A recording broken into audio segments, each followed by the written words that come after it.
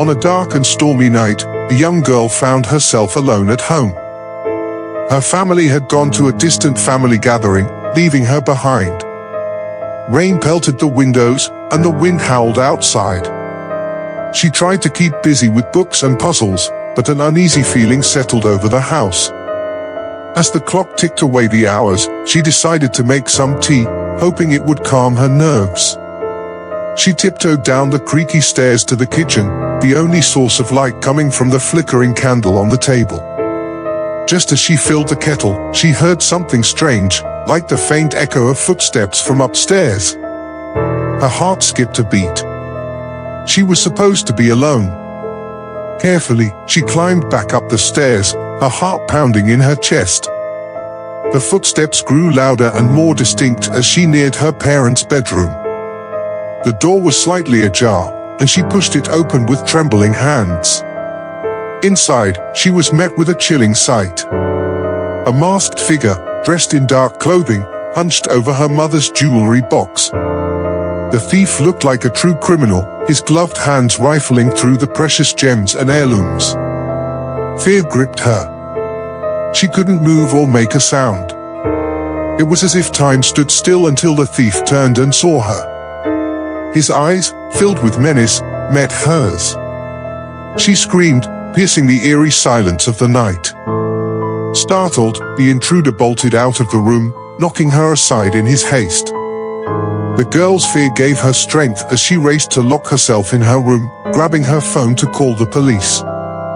Minutes felt like hours as she huddled in the darkness, listening to the storm outside, each clap of thunder echoing her fear. Finally, the police arrived, flashlights in hand, and searched every corner of the house. But there was no sign of the intruder. They took a statement from the girl and promised to increase patrols in the area to keep her safe. Her family returned home safely, but the girl could never shake the feeling of dread that had settled in her heart. The incident haunted her for years, and she never felt truly safe in that old house again. The mystery of the intruder's identity was never solved, and that left an unsettling feeling that he might return one day. As years passed, the old house fell into disrepair, but the girl couldn't bring herself to leave it. She lived a solitary life, always on edge, watching the shadows and listening for footsteps that never came. On stormy nights, when the wind howled and the rain battered the windows, the memory of that terrifying night came rushing back, chilling reminder that even in the safety of one's home, there can be moments of sheer terror. Over time, the girl became consumed by her fear, and the once inviting house became a dark and foreboding place. She would spend her nights patrolling the hallways, always vigilant, convinced that the thief would return for what he had left behind. Despite the pleas of concerned friends and family, she remained trapped in her own personal nightmare.